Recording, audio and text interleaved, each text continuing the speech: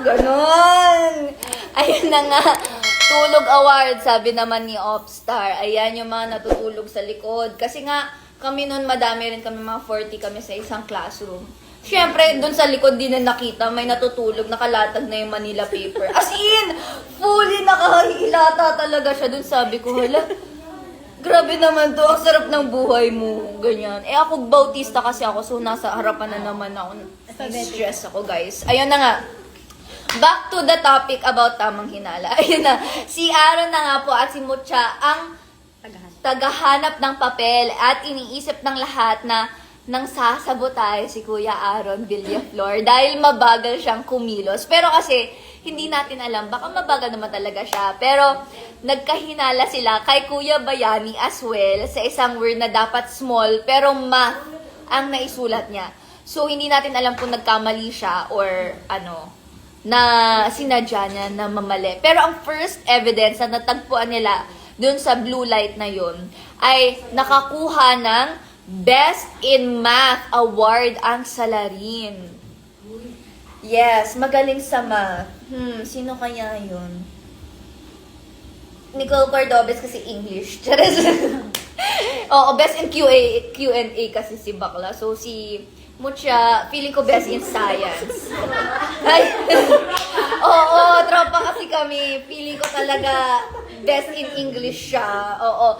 Na-master niya yun. Reason 1, reason 2, description 1, description 2, conclusion. Ganon kasi yun, guys. The hypothesis. Oo, ganon. Baka si Nicole yung Salarin, sabi ni Ripalda Chris. Hindi natin alam. Ayan. Tapos ayun na nga, for their second mission naman, ang hinahanap nila ay yung notebook kung saan nakalagay ang sinalihang organization ng Salarin. And ang pairing po nila ay Aaron at Nicole versus Bayani and Mucha. And dito po, may taga-shoot ng papel sa basket at paunahan makabuo ng pattern sa board. Ang nanalo dito ay sina Aaron at Nicole. Ang second evidence na nakuha nila ay, ayan, sana po ay nagigets nyo pa ang ating kwento. Alam ko medyo magulo kasi ang dami ko pang side story. Pero, ayun, ang second evidence na nakuha nila ay sumali sa acting club ang Salarin. So, first, best in math. Susunod, sumali sa acting club. Wow! Ay, medyo, medyo na-compress yung mga Salarin sa utak ko kung sino nga bang tunay na talagang naglagay ng bato. And i-share kaya nila Aaron at Nicole ang nahanap nilang ebidensya. Kasi dito may choice sila kung gusto nilang ibigay dun sa kabilang pair na hindi na nanalo. And malalaman po natin yan mamaya. Ayan, papanoorin kita later after ng mukhang pair. Ayan, thank you Ripalda. And syempre makiboto na rin kayo. Oo.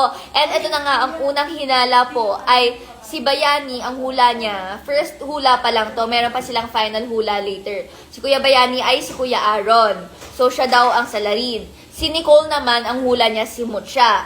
Si Mucha, si Aaron naman ang hula niya. Si Aaron, si Nicole naman ang hula niya. So, iba-iba talaga sila ng hula. Pero sa unang hinala, si Aaron ang nakakuha ng 2 votes mula sa lahat ng suspects. Kaya, baka may posible nga talaga na sila naman din kasi nakaka-feel niya na baka talaga siya yung naglagay ng bato sa bag. And malalaman po natin mamaya sa pagpapatuloy ng investigasyon sa tamang hinala. So make sure na manood kayo mamayang 6:30 p.m. to 7:30 p.m. dahil may chance kayong manalo ng lucky 50,000 total prizes. Yes! Ngayon pa lang ay mag-sign up na po kayo o mag-login na kayo sa pi.com.ph. Ayan. Sagutin lang po mamaya ang mga tanong na ibibigay ko gamit ang inyong device. Kung tama po ang sagot ninyo, may chance kayong manalo ng papremyo dahil pipili kami ng winners via randomizer.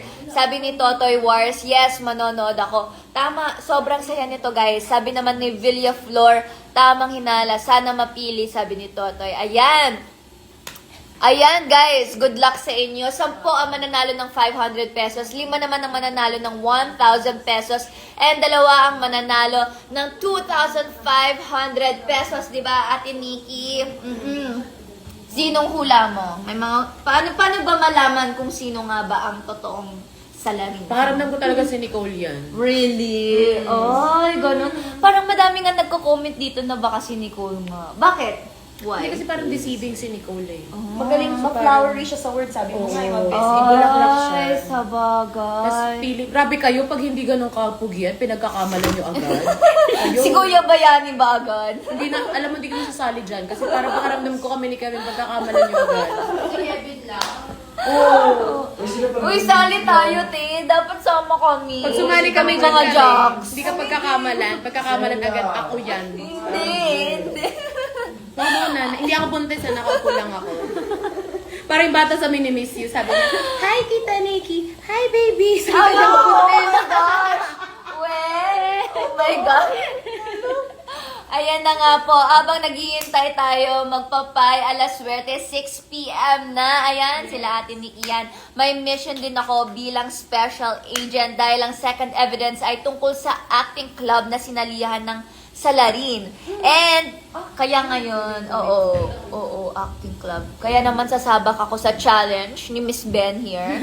Ang Tama Hinala Acting Challenge. Ang hirap naman nito, ayan. May given scenarios po na ibibigay and kailangan kong gumawa ng impromptu lines and situationship. Ayan. Mag-comment lang din kayo dyan kung ano ang... Ay, sige. Bababa na kami, guys. Ayan, panoorin nyo na sila. Watch nyo guys, mukhang fair. Yeah, ayan, may mga pa-premyo rin po kayong makukuha. Madaling-madali lang. Mag-comment rin po kayo, mag-react. Kunyari, pwede rin kayo yung kasagutan ko. Hi, Frave. Ito na ang unang scenario natin. Medyo wala na tayong mabubunot kasi ang dami kong na-chika. Gutom na pagka-uwi ng bahay. Kakain ka sana, pero tutong na lang ang natira sa kanin. Naging sitwasyon to dun sa Tamang Hinala na nasunog yung kanin. Good luck ka dyan. Feeling ko talaga sa Tinicol. Sa Tinicol yan. Sabi ni Angie, si Ate Nicole daw. Sa Tinicol or si Mucha. Sabi acting daw. May sinari ang acting. Kaya nga parang simot siya no. Thank you. Bye-bye! Bye-bye. May sumunog ng kanin. 3, 2, 1, action. Sino ang nagsunog ng kanin? Gutom na ako. Sinunog niyo yung kanin? Mga walang hiya kayo? Ha? Anong kakainin ko ngayon? Ano? Ha? Anong bang ginagawa niyo? Bakit nasunog niyo yung kanin? Sinasabi ko na nga ba sa inyo? Nagse-cellphone na naman kayo. May jowa ka, no? May jowa ka. Sinong ka-text mo sa cellphone? Bakit nasunog mo yung kanin? Hindi mo binabantayan, ha? Sira ba yung rice cooker natin? Saan mo ba niluluto tong kanin na to? Ha? Nai-stress ako sa inyo. Paano? Sige na nga lang. Bumili ka ng kanin dun sa kapitbahay natin yung nagbebenta dun sa karinderya, ha?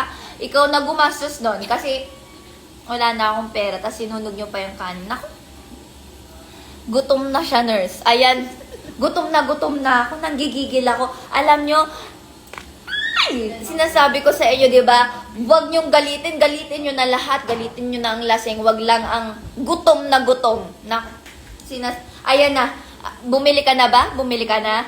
Ayan, okay, very good. Kain na tayo, guys. Mangan na. Okay. Cut. Ayan, next. Nasunog ang kare-kare, just cute. Oo, naku, paano nasunog yung kare-kare? May sabaw yun. Ay, hindi naman sabaw, pero may sauce yun, di ba?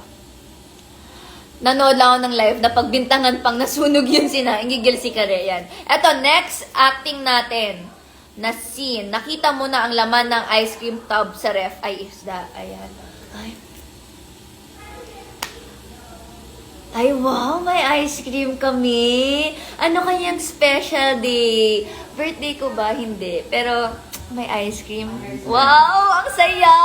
Feeling ko minsan na lang ako makakain ng ice cream. Tsaka, ang galing-galing ko kaya sa school. Na perfect ko yung quiz ko.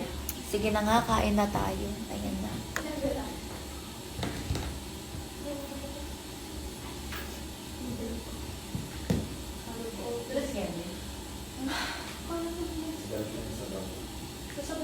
Akala ko ice cream na, naging isda pa. Mas mabilis na naman po kayo nun. Ma! Bakit mo naman nilagay yung isda dun sa ice cream tub? Umasa naman akong ice cream yun. Grabe naman. Tilapia pala. Hindi mo na lang nilagay sa microwave. Dun mo pa nilagay.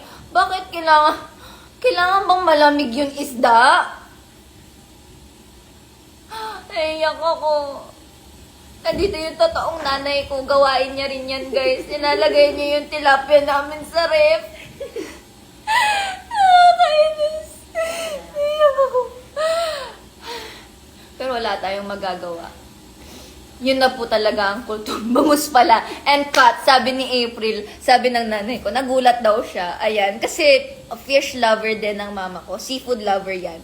Kaya ayan, yan talaga gawain ng mga nanay natin. Nilalagay ang bangus tilapia dun sa ice cream tub natin. Eto, may nalaman kang sikreto tungkol sa kaibigan mong Marites.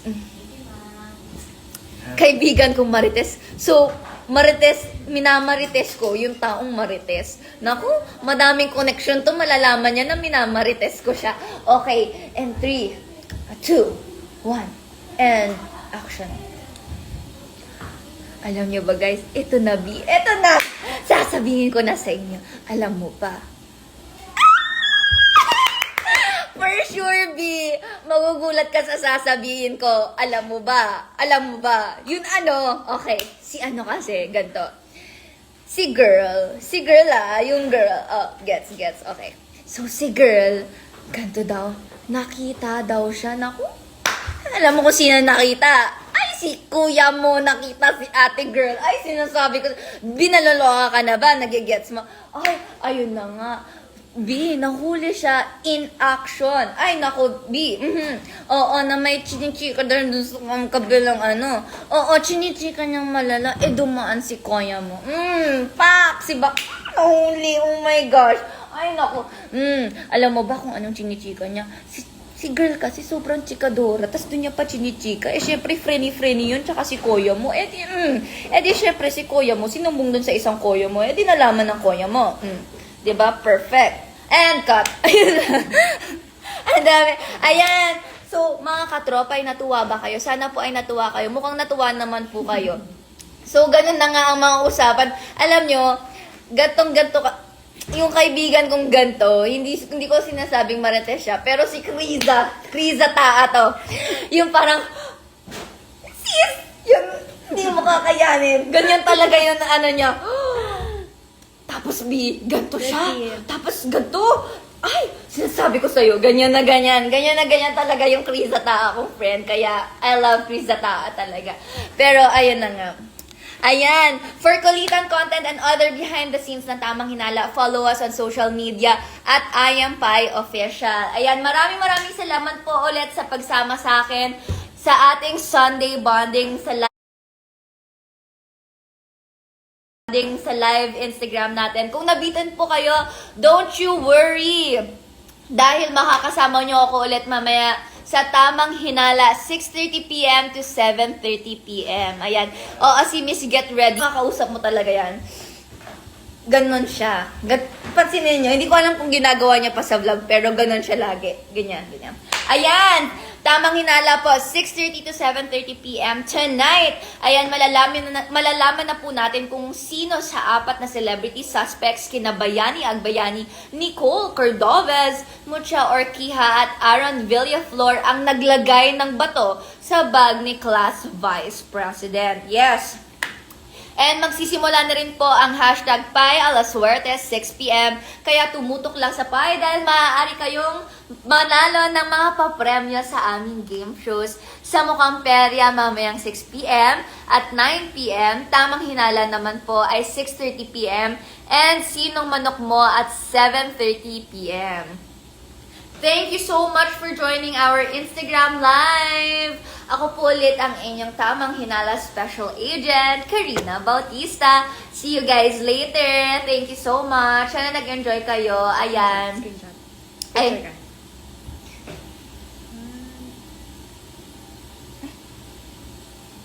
Ang tagal pa. Wait lang. Ayan. Ayan, thank you so much. Love your hair, sabi ni Isa. Ayan, thank you daw, Mama Joel. Na-like nila yung hair ko. Biglaan lang to, oo. Ayan, thank you so much. Zvinde, fresh na fresh. Oh, maraming salamat. Jessa Girl, hello. Ayan, bye-bye. Tamang Hinala po. Ngayong 6:30 na. Mwah!